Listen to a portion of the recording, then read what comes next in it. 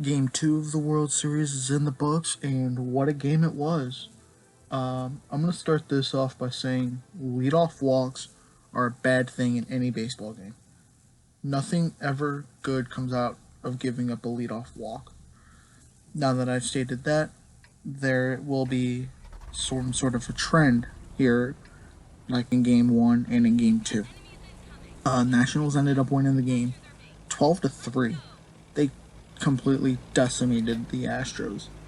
And Verlander did pretty good. He went 6 innings and allowed 2 runs, I think, or 3 runs. I think it was 3 runs. I got that later in here, so I'll figure that out when I get there. But I'm going to start at the top of the game. Top of the first, Verlander gives up a leadoff walk to Trey Turner on 4 straight pitches. It is the third time in his entire career he has walked anybody on 4 straight pitches to start a game. That includes postseason games. Adam Eaton slaps one down the third baseline for a single. Rendon comes up and hits a double off the left field wall to score 2. At the end of the first, Nats are leading 2-0. The Astros responded in the bottom of the first by Jose Altuve, leading off the inning with a double to left field. Altuve did get caught stealing. He tried to steal third and got caught by Kurt Suzuki, who made a great throw. And what great glove movement by Rendon, because he had a lot of ground to cover with that glove, and he got the tag on pretty quickly. Michael Brantley hit a single to center, which if Altuve was on, he would have scored. But besides that point, Alex Bregman comes up and hits a 2-run home run to left field to tie the game at 2-2. Top of the second, Verlander makes history, becoming he struck out the most batters in the postseason with 200. He's on Smoltz held the record before him with 199. Bottom of the second, Yordan Alvarez hits a hard liner into the shift, but Asdrubal Cabrera makes a nice diving grab to not allow him on base. Bottom of the third, with Jose Altuve and Michael Brantley on the corners, Alex Bregman comes up, but hits a hard grinder to Turner, who gets the force out at second. Top of the fourth, Ryan Zimmerman gets a swing and bunt down, but Verlander is able to field the ball, and what a barehanded grab he made. That's a pitcher out there making those plays. You'd think he was like a third baseman or a shortstop when he made that barehanded grab. But what ended up happening was he threw the ball right into his leg. And he got a laugh out of it, and Bregman and Altuve sure did. But nothing transpired in that inning, still tied 2-2. Bottom of the fifth, Carlos Correa hits a hard one-hopper to Turner, and Turner makes a hell of a pick and a nice throw to not allow Correa on base. What a pick that was by Turner. And it was a one-hopper. Pretty much as soon as it was right in front of his foot, it hopped, and just what a snag.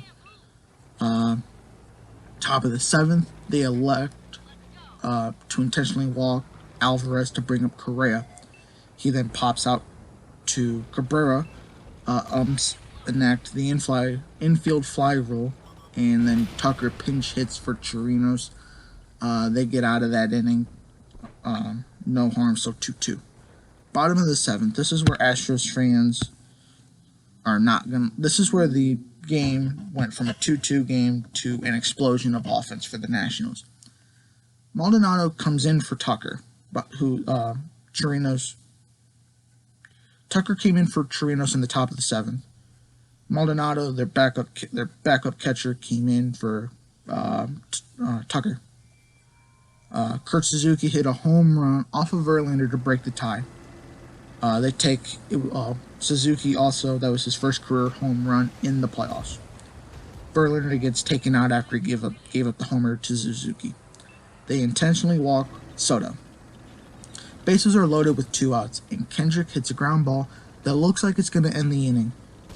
It ends up not ending the inning because Bregman can't control it and gets an error, which prolongs the inning. Robles scores on the error.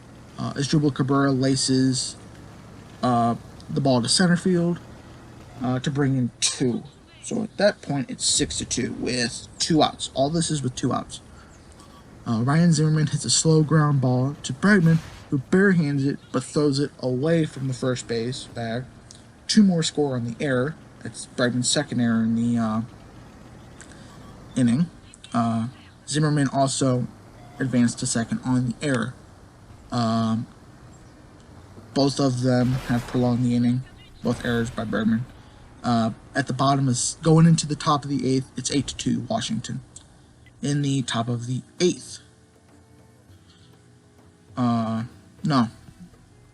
of the 8th. Adam Eaton hits a 2-run homer to right field. At that point, it's 10-2. Cabrera hits a single to right center. Juan Soto scores. So at the end of going into the bottom of the 8th, it's 11-2. Now, going in, nothing really happened in the bottom of the 8th. Going into the top of the 9th, Michael A. Taylor hits a home run to left center to make the score 12-2. Javi Guerra comes in to get the last 3 outs. Martin Maldonado hits a home run to left center to close the gap. It's 12-3, so the gap's still pretty big. But Jake Marisnick hits a slow ground ball to Rendon, who makes a nice pick and gets Marisnick out on a bang-bang play. The Nationals win 12-3. Some hitting stats for both teams. I'm going to start with Washington, since they're the away team. Adam Eaton went 2 for 4. He had 2 runs, a home run, and 2 RBIs. Anthony Rendon went 1 for 4, a double, 2 RBIs. Asdrubal Cabrera went 2 for 5, 1 run, 3 RBIs. He also struck out 3 times. Hitting for the Houston Astros, Altuve went 3 for 5 with a double. Alex Bregman went 2 for 4, a run, and a 2-run homer. Martin Maldonado went 1 for 1 with a home run. Pitching for the Nationals, Steven Strasburg went 6 innings, 7 hits allowed, 2 earned runs, 1 walk, and 7 strikeouts. Fernando Rodney, who just seems like he's like the relieving Bartolo Colon. He just plays for every team, and half the time you forget he's still he's not retired. Rodney went 1 inning pitch, and he allowed 1 walk. Tanner Rainey, I called him Tommy in my last video. It's Tanner Rainey, so I need to make that known. It's Tanner Rainey. He went 1 inning and struck out 1. Javi Guerra, I can't roll my R's. I tried. He went 1 inning, 2 hits, and 1 earned run allowed. Pitching for the Astros, Verlander went 6 innings, 6 strong innings, same with Strasburg. Strasburg threw, I think it was 114 pitches. So the Nats are really, because Scherzer threw 112 in game 1. So they're really trying to get their first series win, which I don't blame them. They're pulling out all the guns. But Verlander went 6 innings, 7 hits, 4 earned runs allowed, 3 walks, 6 strikeouts. Ryan Presley, who's done pretty well this season, he went 2/3 of an inning, 3 hits, 3 earned, 2 walks. Josh James went 1 inning, 2 hits, 1 earned run, 1 walk, and 3 strikeouts. Hector Rondon went 1/3 of an inning, 1 hit, 1 inning pitch, 1 hit. And then Chris Davinsky, might be, I don't remember. I'm just going to say Davinsky. Davinsky went 1 inning pitch, 1 earned, 1 strikeout. So yeah, Houston now only needs 2 more wins to get their first World Series title. I think Houston needed to win at least 1 game in Houston because now you have this red hot Nationals team. We're on fire, going to DC, Washington DC, to play 3 straight home games. I think they needed to win one game in Houston, because it's going to be tough to stop that Nationals team at home. And I think the pitching matchup is probably going to be Patrick Corbin for not Houston, for the Nationals, and Zach Greinke for the Astros.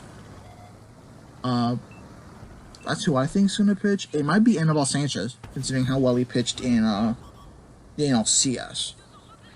And Corbin did have that inning of relief. I don't think that's really going to hurt him if he does pitch, but I think he will be the one that pitches Game 3. But yeah, down 2-0. I mean, Houston is the team to be down 2-0 and come back. I mean, look at how they what they did against the Dodgers in the World Series in 2017. They were in the World Series, I think so.